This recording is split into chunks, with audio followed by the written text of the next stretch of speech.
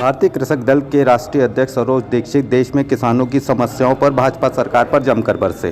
भारतीय कृषक दल के राष्ट्रीय अध्यक्ष सरोज दीक्षित ने कहा कि भाजपा सरकार के निर्णयों से किसानों को बड़ी मुश्किलें हो रही हैं और पूरे देश के किसान परेशान हैं।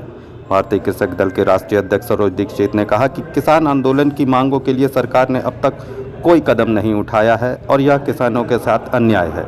भारतीय कृषक दल के राष्ट्रीय अध्यक्ष सरोज दीक्षित ने कहा कि देश की वर्तमान स्थिति को देखते हुए भारतीय कृषक दल ने आगामी लोकसभा चुनाव में अपने प्रत्याशी उतारे हैं।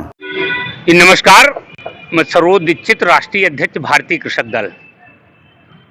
पूरे देश के लोकतंत्र के इस उत्सव में भारतीय कृषक दल ने भी उत्सव में कूदने का काम किया है।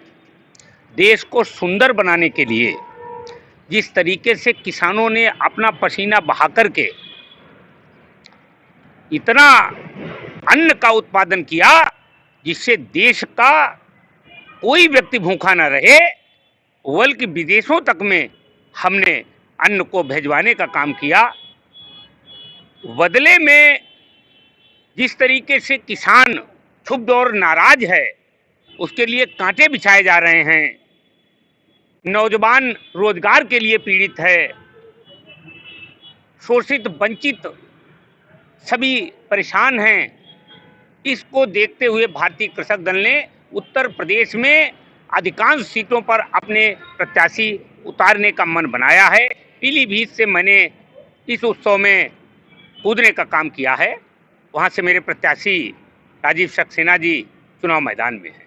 भारतीय कृषक दल भारत के प्रधानमंत्री से, जितने भी मुख्यमंत्री रहे हैं, उनसे ये पूछना चाहता है कि जो दंभ भरते हैं कि ये हाईवे मैंने बना दिया, ये शौचालय मैंने बना दिए, ये मैंने बना दिया, वो मैंने बना दिया, मैं कहना चाहता हूं कि आप उतर जाइए कुर्सी से, फिर किसी एक गरीब का मकान ही बनवा के देखिए।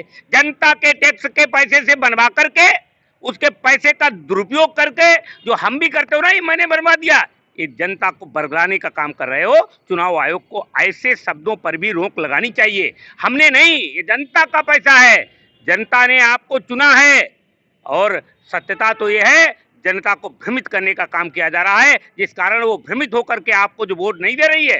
भारतीय कृषक दल मैदान में है, उसको सही दिशा पे लाने के लिए दृढ़ संकल्पित है। धन्यवाद।